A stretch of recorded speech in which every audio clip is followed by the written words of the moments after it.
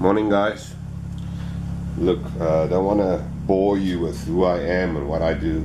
I just checked last night that I haven't done a video for you oaks in a while. So what we have here is a oldish Marklin V218, and in gauge 1 or spur 1 we have to deal with very, very high prices. And yes, I got a couple of KM1s, I got a couple of top of the range locos, and it's all good and well. But sometimes you get a pretty properly detailed older locomotive from a manufacturer like Marklin, which we know is quite a bulletproof machine.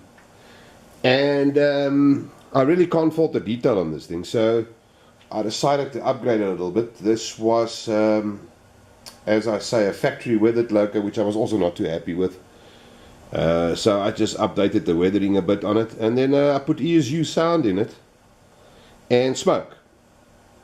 Now we look at locos from the factory, and they got across the range more or less the same type of smoke file, if you want to call it that, in the mapping on the sound maps of these decoders. So what you get is you get a loco that will not smoke, but typically write. We live in a time where there's emission controls and all that sort of things.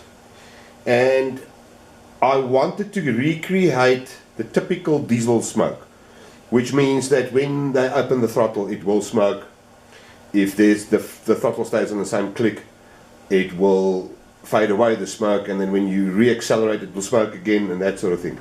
And with the ESU decoders, I found it is actually rather easy, if you go into the sound files of these, to alter the smoke, so to taste.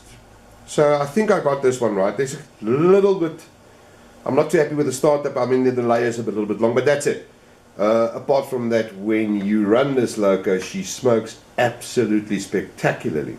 Now, and this is the flip side of the coin, you can buy a loco like this for €500 or whatever, and then spend another 200 or 250 on it, and for under €800 you'll have a loco that looks good, smokes, makes all the right noises. I mean, on this specific one I upgraded the turbo sound a bit, because I'm a bit of a turbo junkie, always have been.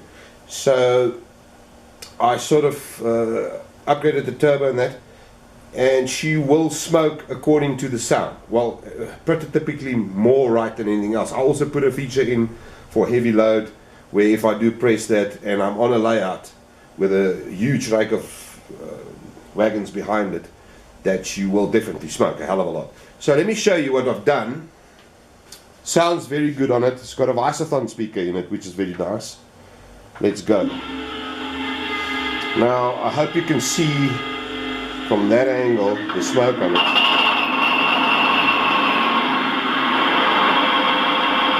You see, when they start up, there will be a lot of smoke, and then it'll go away, like this. Alright, when you accelerate, obviously, on speed step 1, there will be smoke and it'll go away. So have a look at that. Hear the turbo? There she goes. She will smoke, and then it'll go away. Let me just grab the camera so I can show you from here more or less what I'm talking about. See, there's very little smoke on her now, and if you open the throttle, she will smoke a little bit more. See there? Until she gets to the speed step, it will go away. When she goes back to idling, there will be nothing.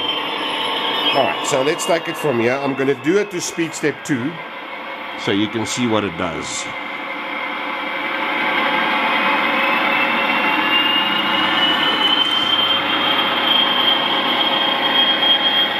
There will be heavy smoke, acceleration, she's picking up speed, and then she'll get, without me touching anything, she'll get to the speed step, and now you'll see it'll go away. See, and now there's only a little bit of a vapor, smoke is running really cool, and that is how she will run under full acceleration as well with that amount of smoke. If you up it a bit, she will smoke again, like that. You see? Until she gets to that speed step,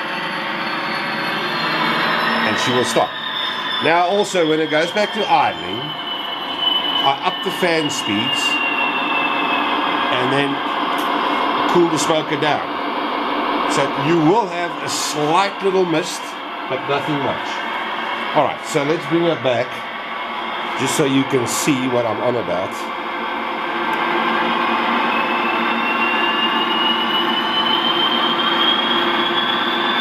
You see in there, we have heavy smoke.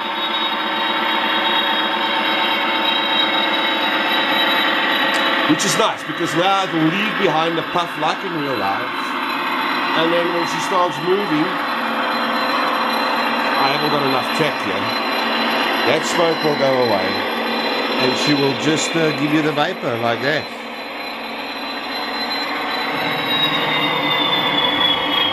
Which I think is very nice.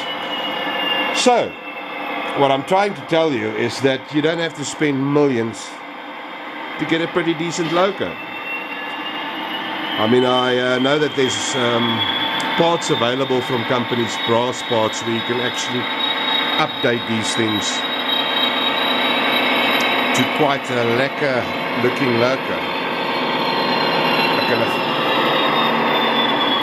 See there, the smoke goes away and there's nothing. And as soon as you will throttle up, then it's a different story. So now you can see here, I did do some, heavy weathering on it. Just a little dust here and there on top of the factory stuff, because it was very shiny, the factory stuff. And yes, there you have a loco that is quite good looking. It's cheap and makes a hell of a scene. Actually, I'm really chuffed with it. Alright, nice. So there's it. There's it. It's not all doom and gloom and lots of hero. Let's run it one more time. That way.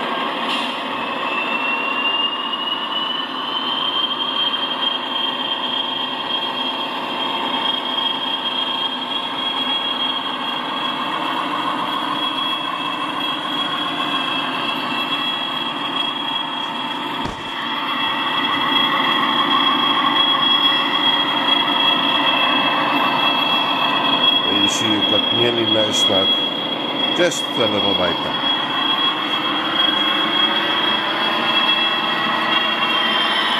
Now if you look at it like this, and you see her coming, it should be quite spectacular.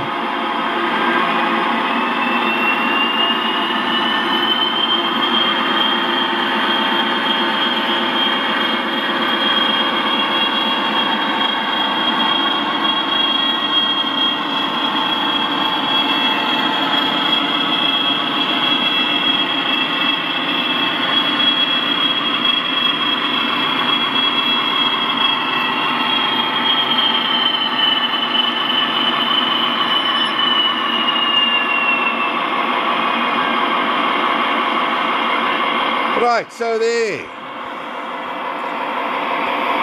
And that's it. Please subscribe to the channel. I sound like PewDiePie or one of those oaks. But we're in the process, I'm in the process of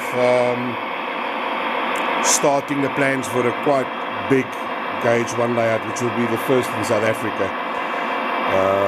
Full scenery. I'm busy building actual buildings and stuff. So yeah, if you folks want to take the journey with me, subscribe and I'll show you what I'm doing. And then we take it from there, even if it's just for inspiration. And guys, thanks a lot. We'll speak later. Let's switch off.